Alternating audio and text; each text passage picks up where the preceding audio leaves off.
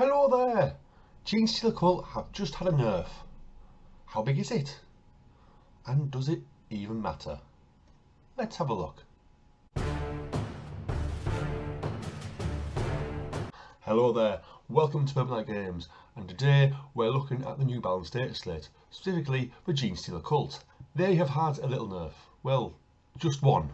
It has hit one of their secondaries. There's a whole one bullet point in the Arcs of Omen secondary section, and it just states remove the first and last bullet point of the Bloodswarm secondary. So what does this mean? Well, Bloodswarm has been a staple secondary for Genestealer Cult players since the codex dropped last year, February last year. I have taken it, I think, in every single game. Essentially, you have to outnumber your opponent. So originally, you got one victory point for outnumbering your opponent in your deployment zone, one victory point for outnumbering your opponent in their deployment zone, and one for outnumbering your opponent in the space between deployment zones. And then a bonus point if you achieved all three. Now in Nephilim, when Genestealer Cult were struggling, they added another bullet point, where if you outnumbered the other person in total, you got a victory point, and then the bonus point was changed if you achieved all four. Now with that, you were achieving essentially 5 victory points quite easily. A turn, second, third and fourth turns, you were maxing out 15 very quickly. Even before Nephilim, with the 4 bullet points and maximum of 4, it was brilliant. You generally maxed out, or you got close to it. It was a gimme. And now that has been nerfed down. So you can now only get victory points if you outnumber your opponent in your deployment zone, their deployment zone, and between deployment zones. So that's a maximum of 3 victory points. So the very maximum you can get is 15, and you have to do that over 5 turns and outnumber them in all 3 areas, which is going to be very difficult. Especially in the first turn, it's going to be hard to get into the opponent's deployment zone, never mind outnumber them. So you're already losing 1 victory point straight away. And in later game, when your units have been exposed to enemy fire for a whole game, essentially 3 or 4 rounds, numbers are going to start to wane, and you're going to struggle therefore to outnumber your opponent, usually in the middle or in their opponent zone.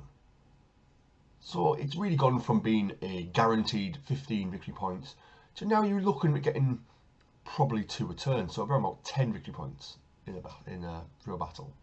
Probably a little bit higher. You may manage to max all 3 for maybe 2 or 3 turns.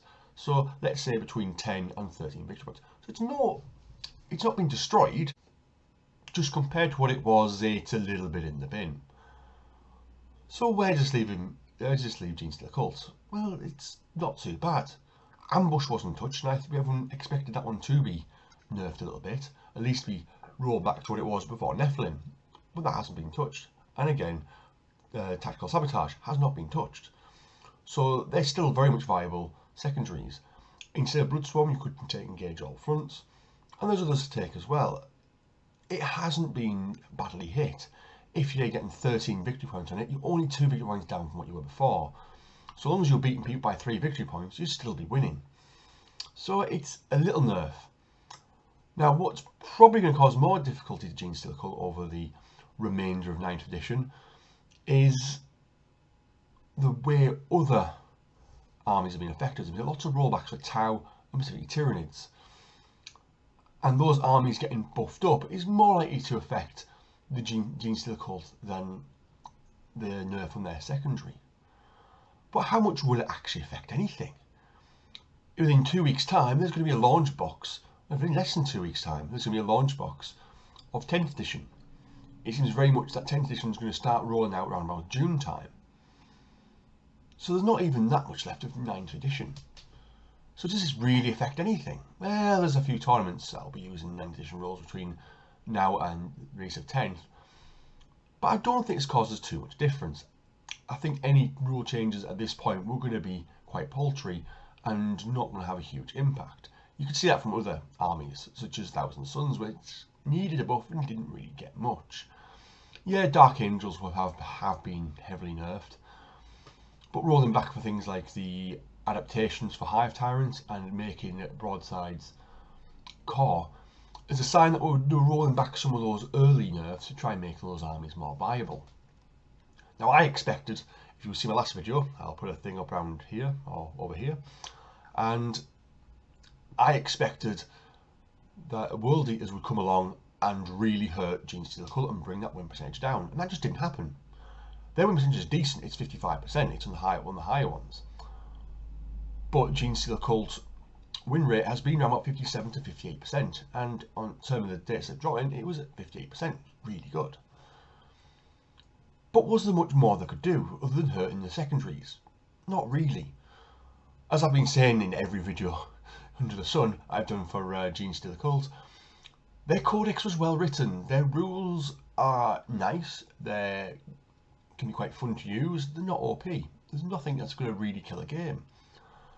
And they need to use these rules, these shenanigans, to actually get the maximum out of their units. Their units are flimsy, they're a difficult army to use. If they were going to nerf Crossfire or the ambush rules, it would put Genestealer Cult right into the bin.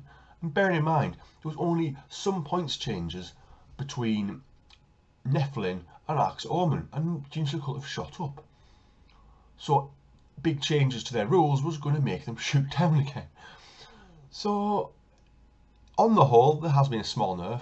It's going to cause maybe a small drop in win percentage, but you're more likely to see the impact from other armies getting a boost. And then again, like I say, 10th edition is on the income, so let's all wait and see how that goes. Because at the end of the day, this is at the back end of 40k. And it's the first Genestealer Cult nerf we've had, right at the end of 9th edition. Again, a well worded and well put together codex. Let's hope it's the template going forward into 10th edition, and all armies have a well-rounded codex, rather than the either power creep or OP codexes that have been dropping in the early days and haven't been nerfed back. I've got to think it'll be quite similar to 9th edition, but we can only hope. Anyway, thank you very much for listening. Please leave a comment if you completely disagree with me or agree with me, or want to say anything else Genestealer Cult related, or even Warhammer 40,000 related if that matter. But yeah, if that's what I've got to say, please leave a like, and I'll catch you again soon. Thank you very much for listening. I'll see you again. Bye bye.